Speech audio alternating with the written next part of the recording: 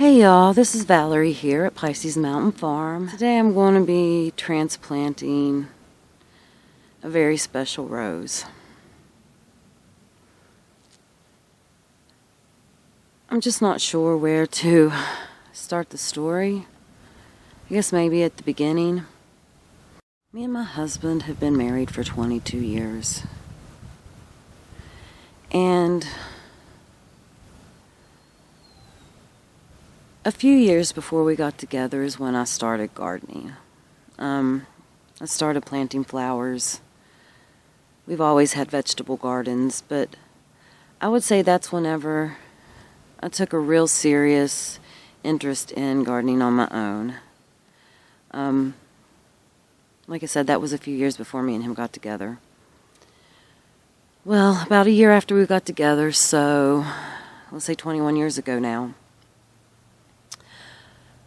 my mother bought me a rose bush, and I planted it in my yard that I turned, my yard in the city, my whole front yard I turned into a flower garden.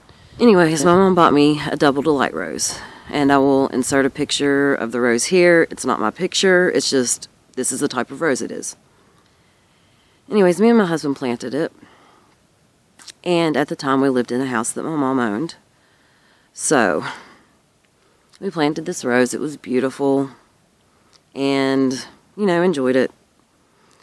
Well, a few years later, I don't know, I want to say about 4 or 5 years into our marriage, we decided to move to the country. And that was, a couple hours drive away from my hometown. We were moving back to my husband's hometown. And I dug up almost all of my perennials, all of my plants, but I left my roses because my mom enjoyed them, and I had so many things to take, and I knew that they would be there, and they were fine, and, she would take care of them. Well, forward a few more years, life goes on, time goes on. Well, she got sick and had to move in with my sister across the border from my old hometown to Kentucky. Well, she still has her house. We have family living in it and taking care of the house. But that rose bush was still there. And so I asked my mother if I could have it, and she said it was fine, that I could come dig it up. But every time I went to town, there was never anybody there. And because they have dogs, I didn't just want to walk up in their property. And, the neighbors don't necessarily know me. Some of them might remember me from childhood, but they're new neighbors, so I didn't want to just walk up in their yard and start digging. Or I just didn't have enough time because I was coming in for specific reasons. So the rosebush was left.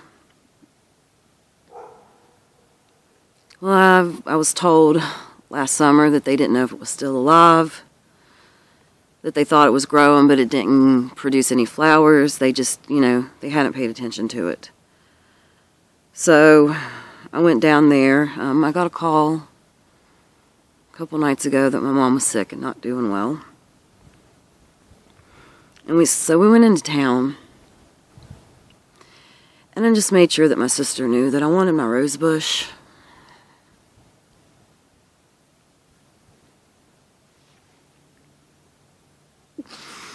And she said she didn't know if it was alive. And I'm like, that's okay, I want it anyways, because having grown roses before, I know that, let me compose myself. Having grown roses before, I know that sometimes they can look dead, but then in spring they'll grow again. Even if they look dead for a whole summer. I've had roses that I've just left alone, and after a summer of looking dead and not growing, the next spring they came back. So I'm like, I want the rose anyways. So she brought me a shovel and we went to my mom's house and we dug up the rose. And when we did, it has a little shoot. A little green shoot with some buds on it. So that's what we're doing today.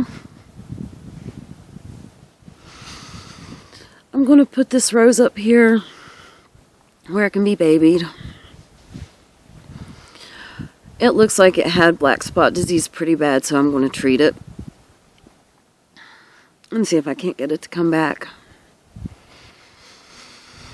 I don't know how much I'll put of this, but my mother's still in the hospital.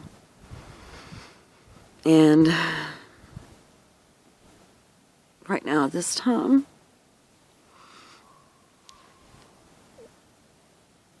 this rose is just a symbol of so much more than just being a rose.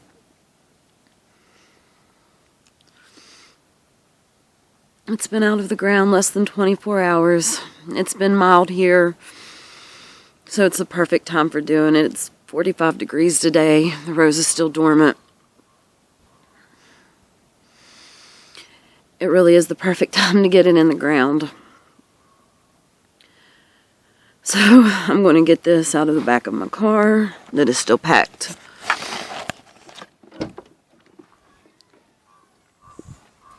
Here it is.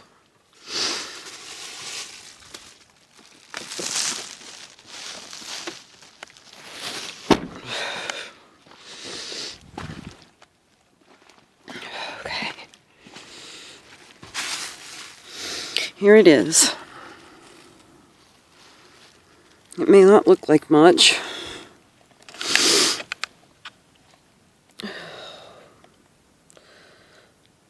Look at that green shoot and that healthy bud.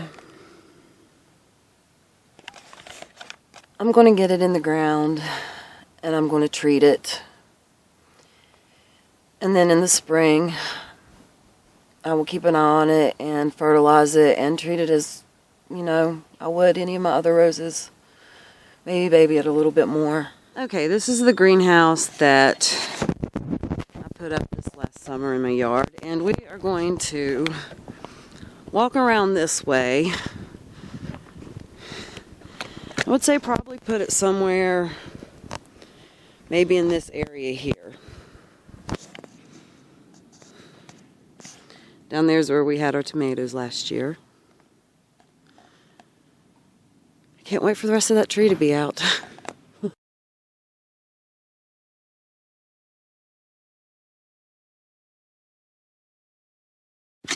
Okay, we always, when we put compost in with it, and that is aged compost, when we put compost in our holes, we always mix it with the native soil, so that way the native soil isn't completely foreign to the root system.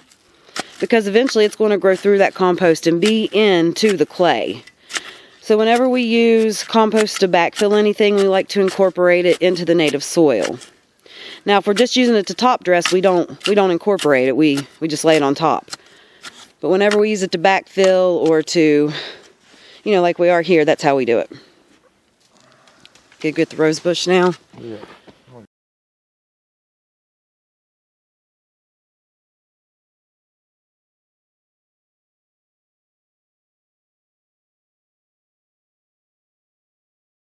Whenever you are planting on a slope in ground, you want to make sure when you're cutting out the ground that you go straight down with your shovel and then straight down and then pull it out like he was just doing, because you want this, you want it to create, you want it to be straight, you want it to create this little wall of soil here that's not really loose. It's just kind of part of the soil. So keeping it from sweeping down the yeah, hillside that'll keep it from going down the hillside if it rains too much. You're kind of creating a bowl. But this bowl is easier to create if you take your shovel straight down. And I'm trying to get this at different angles because sometimes the perspective is hard to see on video. Word. But you're creating a bowl. And then you plant into that, but you want it to have this wall here. This wall is not going anywhere. That's not loose soil down here. that is, it looks like it because he's mixed around all that compost, but this is just part of the hillside. This hasn't been loosened. This right here is the loosened stuff, and you create this wall and it's less likely to fall and slip. That being said, even the best methods will sometimes, you're still planting on a hillside and you could have a gully washer that would try to wash it away. If that happens, you can go back and reinforce the front side of that.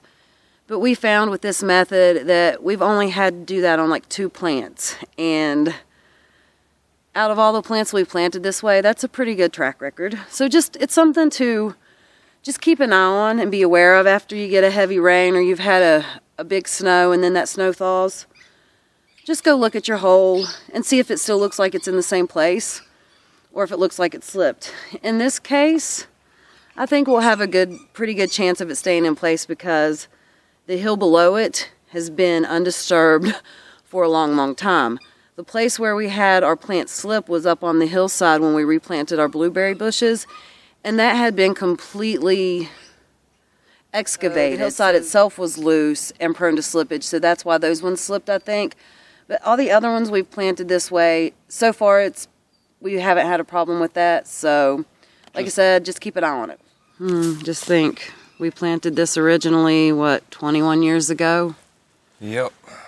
Okay, here's the live part. Yeah, so we want to stay right above that. We don't want that, we don't want that to be buried. I want to show you what I was talking about. There's the green part that I showed you. I just wanted to make sure that he didn't bury that. We will probably bury to about there.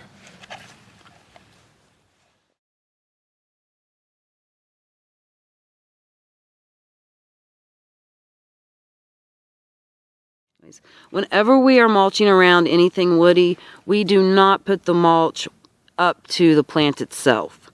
We always leave a space. And also, honestly, we do that with our tomatoes or anything we plant. We always leave a space. We don't put the mulch all the way up to the plant. So I just wanted to show you that. There's this long stem on here. And normally, I would snip it off. But I honestly don't know how much life is left in that stem. So since I just dug it up and I just replanted it 2.5 to 3 hours away from its original home, I'm just going to treat it and leave it and let it get established. And once it starts actively growing in the spring, I will snip that big old stem off and any other dead stuff. If it wasn't dormant, I would be more likely to go ahead and snip it, but I don't want to introduce a chance, I don't want to put a hole in the stem and give it a chance to have more disease introduced to it if it's diseased. I just want to treat it with a fungicide, and like I said, whenever it starts to become active again, I will trim that stem back. But that's the story of my rose, and that's what I'm doing today. And honestly, I'm so happy to be doing this and to have you guys to bring along with me. Forgive my puffy eyes. I can't help it.